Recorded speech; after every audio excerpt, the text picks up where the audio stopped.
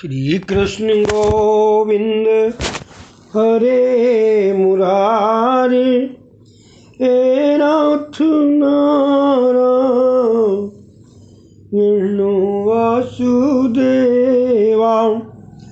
सुमंत्र जी से जब दशरथ ने कहा कि आप तैयारी करिए, कल राज्याभिषेक होगा, तो सुमंत्र ने कहा सभी तैयारी पूरी है। दशरथ जी ने वशिष्ठ जी से कहा ये राम को ये समाचार आप ही दें क्योंकि आप कुल गुरु हैं। तो वशिष्ठ जी रामचंद्र जी के आवास में पधारे। राम ने कहा आपने मेरे यहाँ पधार कर मुझे पावन कर दिया। वशिष्ठ जी कहते हैं तुम तो विनय की मूर्ति हो, अतः ऐसी बातें स्वाभाविक है। कल तुम्हारा राज्याभिषेक होगा और राज्याभिषेक की बात सुनकर सभी लोग आनंदित हो गए हैं, किंतु राम कुछ उदास हो गए। वे वशिष्ठ जी से पूछने लगे क्या मुझे अकेले ही राजा बनना है? वशिष्ठ जी ने कहा राजा तो एक ही होता है। तो राम जी ने कहा नहीं नहीं, हम चारों भाइयों का राज्याभिषेक होना चाहिए। मेरे भरत, लक्ष्मण और शत्रुघ्न को भी राजा बनाइए। वशिष्ठ ने मंद मंद स्मित करते हुए कहा मैं तुम्हें कैसे समझाऊं कि राजा तो एक ही व्यक्ति को बनाया जा सकता है जो ज्येष्ठ हो, वही राजा बन सकता है और तुम ज्येष्ठ हो। तो सभी की यही इच्छा है कि सीता जी के साथ तुम्हारा राज्याभिषेक किया जाए। कल से राम राज्य का आरंभ होगा। वहाँ लक्ष्मण जी आए। राम ने उनसे कहा भाई, पिताजी मुझे कल राजा बनाने जा रहे हैं, मैं तो नाम मात्र का राजा रहूँगा, अन्यथा राज्य तो तुम सभी का है। राम सभी के अंतर्यामी हैं, किंतु लक्ष्मण राम के भी अंतर्यामी हैं। ऐसा प्रसंग कल भी आया। राम को लक्ष्मण बहुत प्रिय हैं, तभी वे कहते हैं लक्ष्मण वो राजलक्ष्मी तुम्हारी ही है, तुम जैसा कहोगे वैसा ही होगा। लक्ष्मण को अत्यंत आनंद हुआ। उसे स्वयं तो राजा होने की इच्छा थी ही नहीं। बड़े भैया सिंहासन पर विराजेंगे और मैं चामर लेकर उनकी सेवा करूंगा। लक्ष्मण का बंधु प्रेम दिव्य है। आज सारे नगर को सुशोभित किया गया है। वशिष्ठ जी की आज्ञा के अनुसार दशरथ ने भी आज्ञा दी। हृदय आनंद से छलक रहा है। दशरथ के राज्यकाल की एक अंतिम राज्य सभा है। ये तो सूर्यवंश का पवित्र सिंहासन है, जिस राज्यासन पर कभी रघु, भगीरथ, दिलीप आदि विराजमान हुए थे, उसे उन्होंने प्रणाम करते हुए कहा आज तक मैं तुम्हारी गोद में था, कल मेरा राम वहाँ बैठेगा, उसकी रक्षा करना। सारी अयोध्या में बात फैल गई। सारे नगर में आनंद की लहर दौड़ पड़ी, किंतु देवों को दुख हुआ। यदि राम कल राज्य पद ग्रहण करेंगे तो रावण का नाश कौन करेगा? रावण और उसके राक्षस उन्हें बहुत सता रहे हैं। देवों ने विघ्नेश्वरी देवी का आह्वान किया। ये विघ्नेश्वरी देवी थी जो फोन आता है, माता जी पधारो। देवों ने विघ्नेश्वरी देवी से कहा अयोध्या में जाकर राम के राज्याभिषेक प्रसंग में कुछ बाधा उपस्थित कीजिए। राम तो सुख दुख से परे हैं, वे तो आनंद रूपी हैं और दशरथ की भी सदगत होने वाली है। महात्माओं ने कहा किसी का संपूर्ण सुख तो काल से भी देखा नहीं जाता। राजा दशरथ के सुख को काल की अशुभ नजर लग गई। काल ने माता विघ्नेश्वरी में प्रवेश किया। विघ्नेश्वरी सोचने लगी कि अब क्या करूं, किसके शरीर में प्रवेश करूं। सोचते हुए उनके मन में मंथरा की याद आ गई। मंथरा का जन्म कैकेय देश में हुआ था। विघ्नेश्वरी ने मंथरा में प्रवेश किया। मंथरा अयोध्या नगरी में घूमती हुई नगर का साज श्रृंगार देखने लगी। उसने किसी से पूछा ये कौन सी उत्सव की तैयारी चल रही है? लोगों ने कहा क्या तुझे अभी तक शुभ समाचार मिले ही नहीं है? कल राजकुमार रामचंद्र जी का राज्याभिषेक होने जा रहा है। महात्मा कहते हैं कि कौशल्या से एक भूल हो गई। जब एक दासी दौड़ती हुई आई और कौशल्या को राज्याभिषेक का समाचार सुनाया तो उन्होंने आनंदित होकर दासी को एक मोती का हार दिया और कल कहा कि कल मेरा पुत्र राम राजा बनेगा, तुम्हें 2-3 गांव की जागीर देगा, राम तुम्हें मुझसा ही सम्मान देगा। दासी आनंद भरी घर की ओर जाने लगी तो रास्ते में मंथरा मिली। मंथरा ने आनंद का कारण पूछा। दासी ने कहा, कल राम राजा बनेंगे, देख तो सही, माता कौशल्या ने मुझे ये मोतीमाला दी है। राजा राम कल मुझे 2 गांव की जागीर देंगे। मैं कौशल्या की दासी जो हूँ, तुम्हें तो कुछ भी नहीं मिला। परमार्थ में यदि कोई भूल हो जाए तो भगवान शायद क्षमा कर देते हैं, किंतु व्यवहार की छोटी सी भूल भी लोग क्षमा नहीं कर सकते हैं। परमात्मा बड़ी भूल भी क्षमा कर देते हैं। व्यवहार बड़ा कठोर है, व्यवहार में अत्यंत सावधान रहना चाहिए। किसी से कोई व्यवहार कर रहे हो, उसी की बात हो रही है। कौशल्या ने अपनी दासी को तो बहुत कुछ दिया, किंतु अपनी सखियों की दासियों को कुछ नहीं दिया।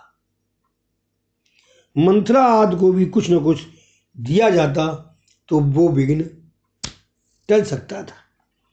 व्यवहार करो, किंतु व्यवहार में ही डूब न जाना।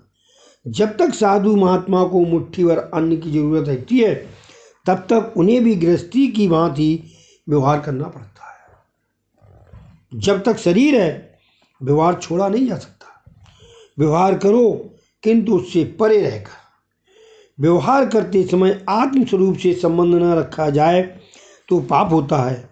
मन के 2 भेद हैं, सूक्ष्म और स्थूल। मन का स्थूल अंश चाहे व्यवहार से लगा रहे, किंतु उसके सूक्ष्म अंश को तो भगवान से ही लगाए रखना चाहिए।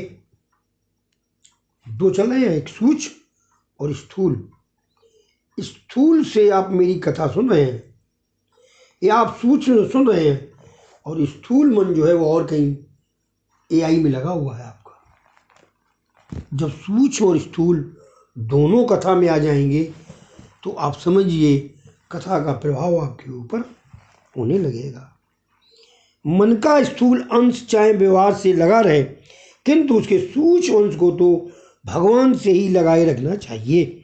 जब पनिहारी अपने सिर पर पानी का घड़ा उठाए चलती है, उदाहरण दे दिया चंद्र ने। जब पनिहारी वो हाथ नहीं लगाती है, जाहिर है पानी ऊपर होता है, तो जब पनिहारी अपने सिर पर पानी का घड़ा उठाए चलती है, तब उसका स्थूल मन सखियों की बातों में लगा रहता है, किंतु सूक्ष्म मन तो पानी के घड़े में ही अटका रहता है।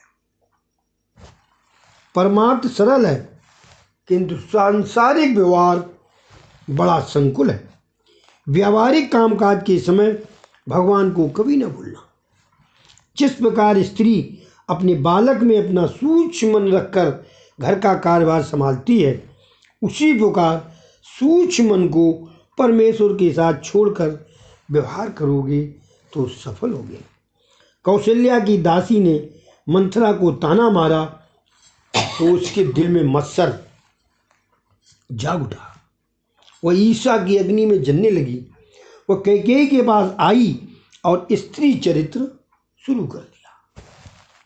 कैकेयी के आगे वह जोर जोर से रोने लगी। कैकेयी ने पूछा, क्यों रो रही है? क्या लक्ष्मण ने तुम्हें कोई सजा दी है क्या? मंथरा तो बिना कुछ कहे सुने रोती ही जा रही थी। कैकेयी के हृदय में राम के लिए स्नेह है, सो राम का कुशल मंगल पूछती है। राम कुशल से तो हैं ना? वैसे तो पति की कुशलता की पूछताछ पहले करनी चाहिए, किंतु राम परत से स्नेह है, अतः उन्हीं के समाचार पूछ रही है कैकेयी।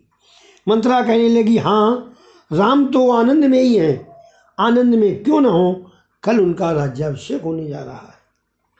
कैकेयी ने मंथरा से ये समाचार सुनकर उसे माला का उपहार दिया। कैकेयी के मन में अभी तक कली ने प्रवेश ही पाया नहीं था, किंतु मंथरा ने तो ये माला फेंक दी। और सभी आनंदित थे, किंतु मंथरा बेचैन थी। कैकेयी ने कहा, तू तो मूर्ख है। सूर्यवंश की यह परंपरा है कि ज्येष्ठ पुत्र राजा का पद पाए। मैंने कई बार राम की परीक्षा की है, वे कौशल्या से भी बढ़कर मुझे प्रेम करते हैं। कैकेयी तो भोली है, मंथरा का स्पर्श होने पर ही उसके भी मन में पाप जागेगा। मंथरा ने स्त्री चरित्र शुरू किया।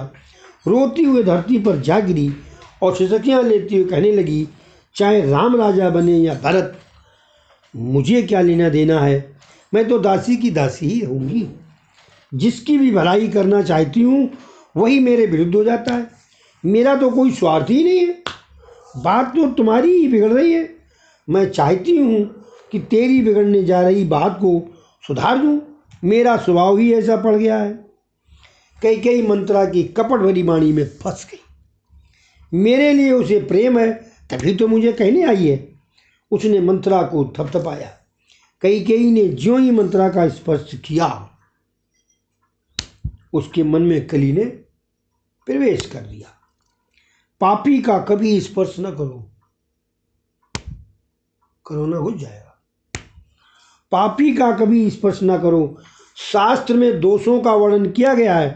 किसी का स्पर्श बिना कारण कभी ना करो, चाहे चरण स्पर्श भी करना हो। कैकेयी, मंथरा, सच सच बता, क्या हुआ है तुझे। मंथरा बोली, मुझे तो वैसे ही कुछ कहना ही नहीं है, किंतु तुम्हारा जो अहित होने जा रहा है वह मुझसे देखा नहीं जा रहा है। मैं तेरी बिगड़ी बात को बनाना चाहती हूँ। मेरा अपना तो कोई स्वार्थ है ही नहीं। कैकेयी, बताओ मुझे क्या करना है। मंथरा, कैकेयी, तुम तो बड़ी भोली हो। तुम मानती हो कि राजा तुम्हारे हाथों में है, किंतु पुरुष झूठे होते हैं। वे तुम्हारे कहे में है ही नहीं। वे कौशल्या की बातें ही मानते हैं। कौशल्या ने तुम्हें अपने रास्ते से हटाने का षड्यंत्र रचा है। 15 दिनों से राम के राज्याभिषेक की तैयारी चल रही है और तुम्हें पता तक नहीं है। दशरथ बड़े कपटी हैं। वे कौशल्या से ही प्रेम करते हैं। तुम्हारे साथ तो प्रेम का दिखावा करते हैं। राम का राज्याभिषेक करने में इतनी शीघ्रता क्यों की जा रही है। कौशल्या के कहने से ही तो भरत शत्रुघ्न को मामा के घर भेज दिया गया है। देश के सभी राजाओं को निमंत्रण भेजा गया है, किंतु भरत शत्रुघ्न को तो कोई याद ही नहीं कर रहा है। तुम्हें तो कुछ खबर ही नहीं है। बस आराम से सो रही हो तुम।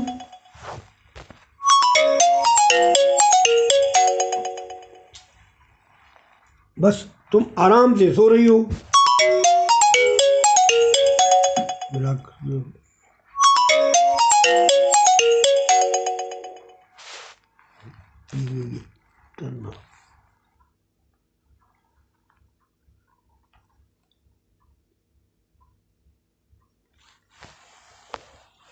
फिर करें यार।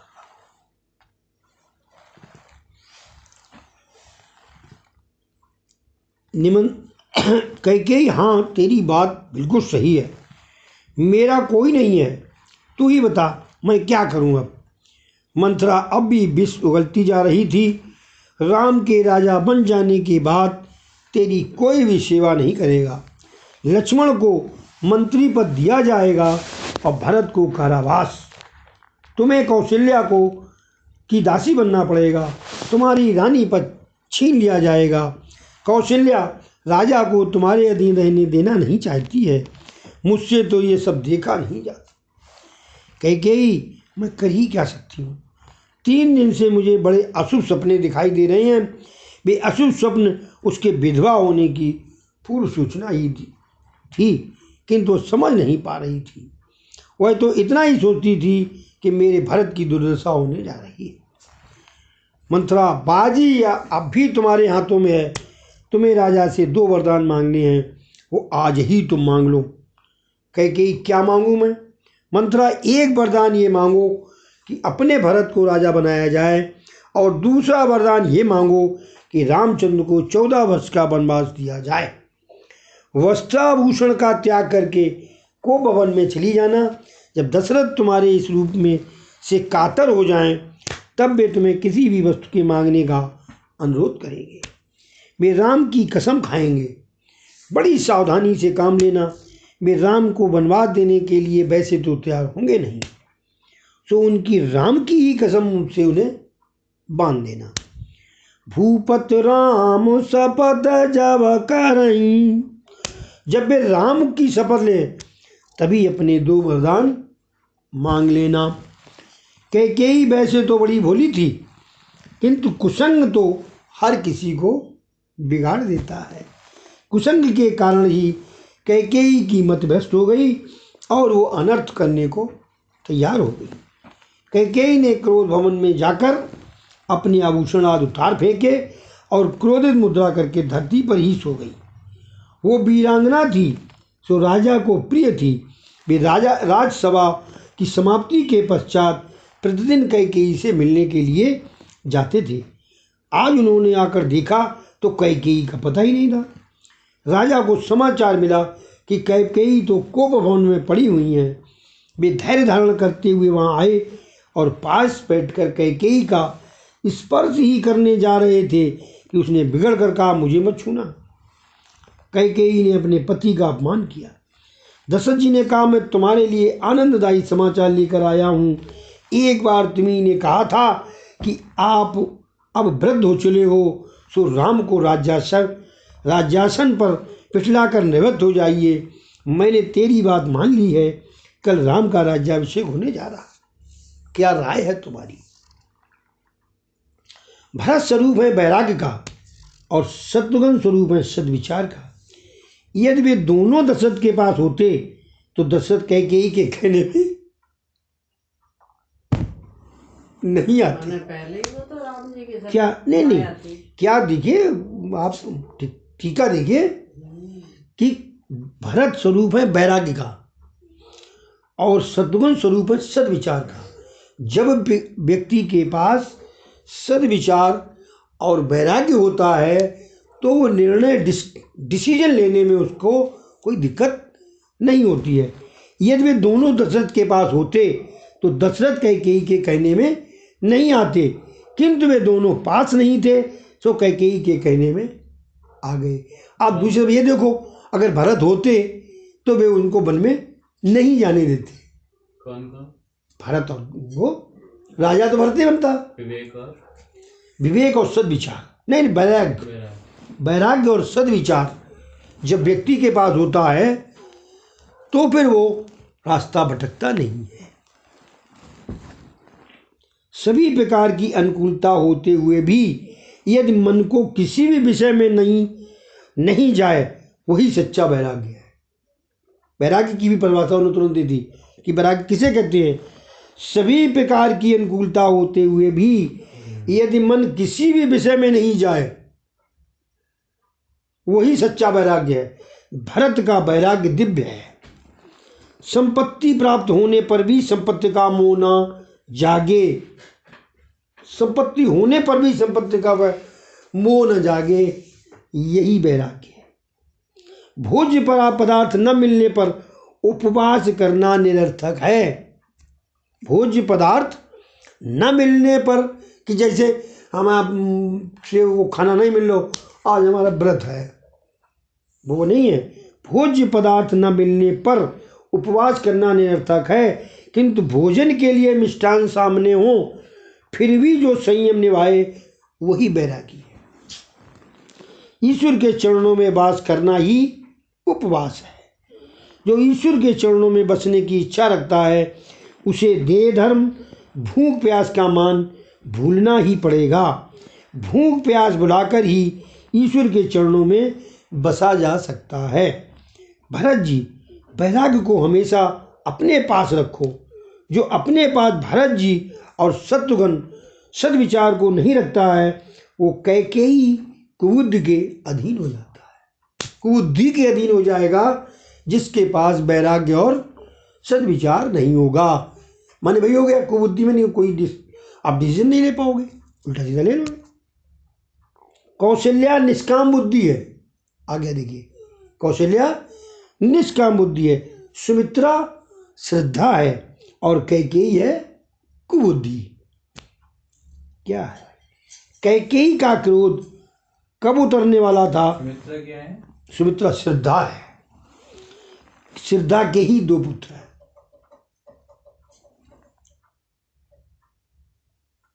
नहीं, कैकेयी का क्रोध अब उतरने वाला था। दशरथ जी ने उनसे कहा, जो चाहो सो मांग लो, मैं तेरे अधीन हूँ।